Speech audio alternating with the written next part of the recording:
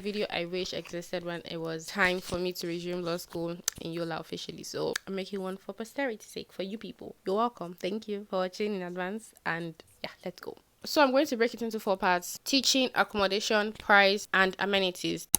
How is their teaching? I would say their teaching is good. They are really, really good. Look out for Mr. Apollos. He's one of the best lecturers, if not the best lecturer in Yola campus. They really do teach well. There are lecturers that might not be the best at teaching. People might doze off at their classes. I'm not saying they have an A1. It's not at the end of the day. Not everybody will find it interesting, cuckoo, but they actually can teach well. And we are small in number. We are at a total of, at most, it was 500 in my set, and we're the largest that Yola had ever accommodated. So because we are smaller in number, it's easier to assimilate things, and they ask questions, and the mic is basically them asking you a question. It's going around. So because you are smaller, you know that the chances of it getting to you, it's high, so you'd lock up. So all those bits and tiny factors add up to make the whole academic side of it good. As for accommodation, law school hostel in Yola is the third best. Let me break down the hostel system for you. There is the new hostel, the old hostel, and the one I like to call private hostel. I talked more in depth about this on my tour of the Yola hostel tour. I'm going to put it up here so you can watch it after this video or at your earliest convenience. So the new hostel, it's inside the old hostel, the same quadrangle,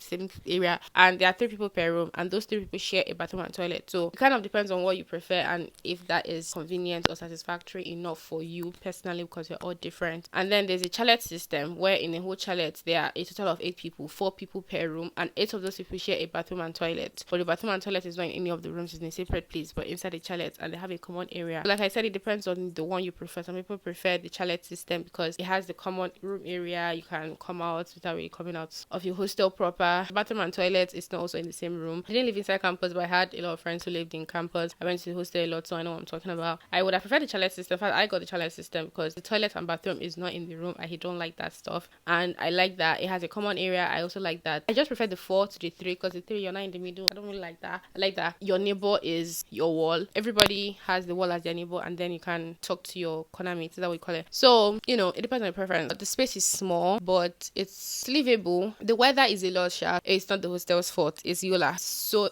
unbelievably hot, and mosquitoes. Oh my god. And then what I don't also like about the hostel is there are lots of bushes, and they found 3 snakes in the male hostel before. And in the female hostel, I've only heard of 1. I will not be surprised if there were more. So it's just very scary, but if managed properly, yeah, it's very good. It's kind of like a gardening vibe. It's a bungalow system. It's not really, you don't have to climb upstairs and all. Yola, the north, they don't really like upstairs like that. In fact, in Yola campus, you won't even see a lot of buildings with it's independent bungalows that are mostly in Yola campus. So the same applies for the hostel.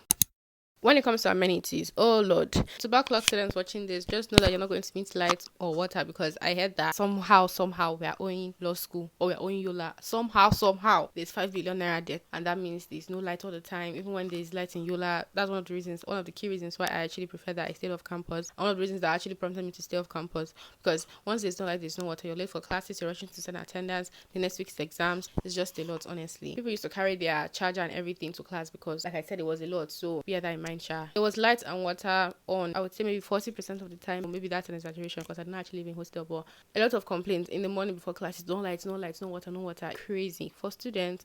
Come on now, how about? But anyway, that's what you need to know about that. Then another thing I don't like regarding the amenities is that the library, I don't know how to explain the library. The library, yes, we are small, but the library is still small compared to the capacity of Yola students. I would not say it's the most conducive. Went there a couple of times. Some people prefer library. It is quiet, and I think there's always light there, even when there's no light in the hostel. There's no light in the campus in general. The library is not half bad. I just wish it was cooler, because Yola is a very hot place. The library is stuffy, so I wish it was cooler. In their inner offices, they have AC, but outside there's no AC. Also, yes, they've completed the syndicated classrooms, which are next to your classrooms. You're going to know when you are there. But the thing is, it's not the most in fact, it's not comfortable at all to read. There is light there, because whenever there's light in the class, it's light in the syndicated classroom. So even for people who are planning to maybe charge up their devices, there's no space in class, I guess you can use the syndicated classrooms. It was open to us students. The management would give the key to the group leader, anyone, and you can collect it from him or her. It's not the most comfortable. People didn't really use it like that. Where people read the most was School of Nursing and then AUN. People did not really like to go to AUN because you obviously have to pay food or spend money, and doing that all the time, every day, sometimes twice a day, because you go and come back, it just does not seem sustainable for a lot of people. So they rather go to School of Nursing. But AUN is more comfortable because it's a hotel vibe, it's chill, you're by the pool, it's a little bit breezy. Not AUN school. We've been banned from AUN school because our wala is too much. Go to AUN club or AUN hotel, you can read there, or nursing school. I didn't go to any of those. I read in my lodge. Again, one of the reasons why I wanted to get off campus. I just gauged that there aren't enough tables and chairs for students to read. So you know how in Abuja campus or in Port Harcourt, there's kind of like table and chair already set for each person. It's not like that. Even a kind table and chair is not comfortable. A lot of things are not comfortable in that Yola. Now I think about it, Yola is actually not comfortable. It's actually a very uncomfortable situation. Law school plus Yola, it's actually a lot. Sorry to us, DS. Yola is a very stressful place, but you'll be fine. Lastly is the price or amount of things. Yola is a relatively cheap place. That means Yola campus is relatively a cheap place. Another thing to note about Yola campus is that it does not have mami market. You know how every campus has mami market, or if you've done your NYSC camp, you know there's mami market. There's no mami market in Yola. If you want anything in Yola that you can't really get, if you want to get anything aside what they sell in the kiosks in Yola campus, you have to go all the way to the market, which is not a close distance. So Yola is really inconvenient in and of itself.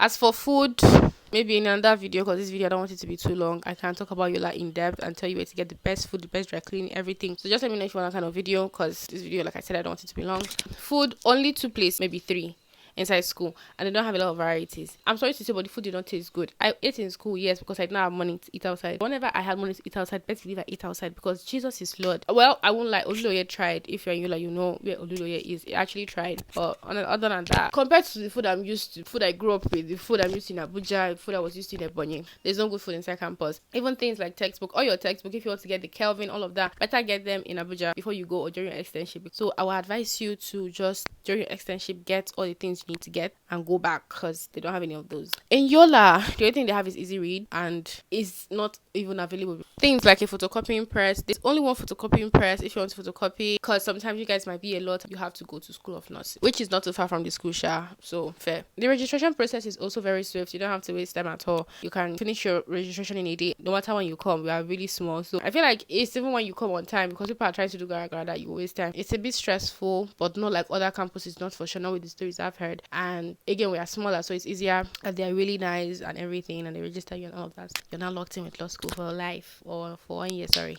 I think that's everything I have to say regarding Yola Law School campus. Let me know if there's anything you want me to add, or if you have any additional questions, just ask me. I'm an open book. I want to save you from the stress that I could have been saved from. So just let me know, and I'm going to answer you. And please don't forget to subscribe and like this video if you enjoyed it. I beg, please support my passion, hustle, all of that stuff. And I will see you in my next video. Adios. Bye.